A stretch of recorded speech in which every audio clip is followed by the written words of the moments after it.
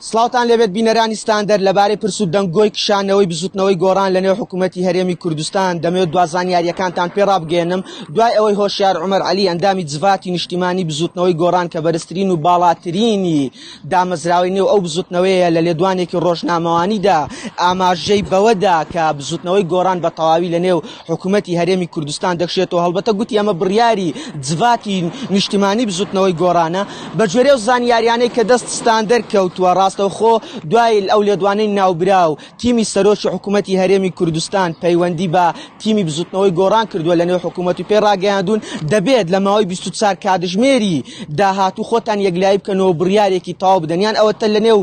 حکوومەت دەمێننەوە یانیژەوە تا بە تەواوی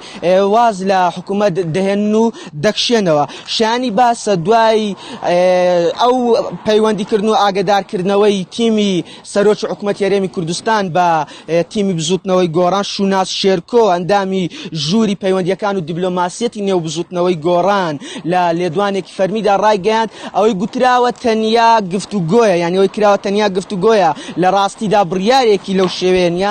بە پێی زانیاریەکانی ستاندەر بێت بە گوێرە و زانیاریانەی کە ئێمە دەستمان کەوتووە لە ئێستادا لە نێو بزوتنەوەی گۆڕان دوو بۆچوون دروست بووە بۆچوونێکیان وەزیرەکان بە بزوتنەوەیان ڕاگەیاندەوە بە جڤاتیان ڕاگەیاندووە ئێمە دەمانوێت لە نێو حکوومەت بمێنینەوە تاوەکو کۆتایی ئەم خولە و بۆچوونێکی تریش خەڵکی ناڕازی و هەڵسوڕاوان و جەماوەری بزوتنەوەی گۆڕانە دەڵ پێیان وایە دەبێت بزوتنەوەی گۆڕان بە تەواوی لە نێو حکوومەتدا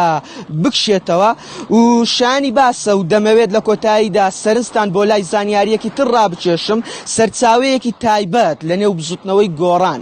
بە ستاندەری ڕاگەیان کە ماوەی 5 مانگە ئەو بڕەپارەیە کە مانگانە حکوومەتی هەرێمی کوردستان حکوومەت بۆ بزوتنەوەی گۆڕانی نەیناردووە بڕی پارەکە 25 دەفتەر دۆلارە ینی ماوەی 5 مانگە حکوومەت بڕی 25 دەفتەر دۆلاری بۆ گۆڕان نەناردووە ڕەنگە ئەوەش یەکێک لەو هۆکارانە بێت کەوا لە گۆڕان بکاتن لە نێو حکوومەت بکشێتەوە و لە کۆتاییشدا چاوتان لەسەر ستاندەر بێت بۆ ئەوەی دوازانیاریەکانتان لەبارەی پرس و دەنگۆی کشانەوەی بزوتنەوەی گۆڕان لە نێو حکوومەت پێڕابگەێنی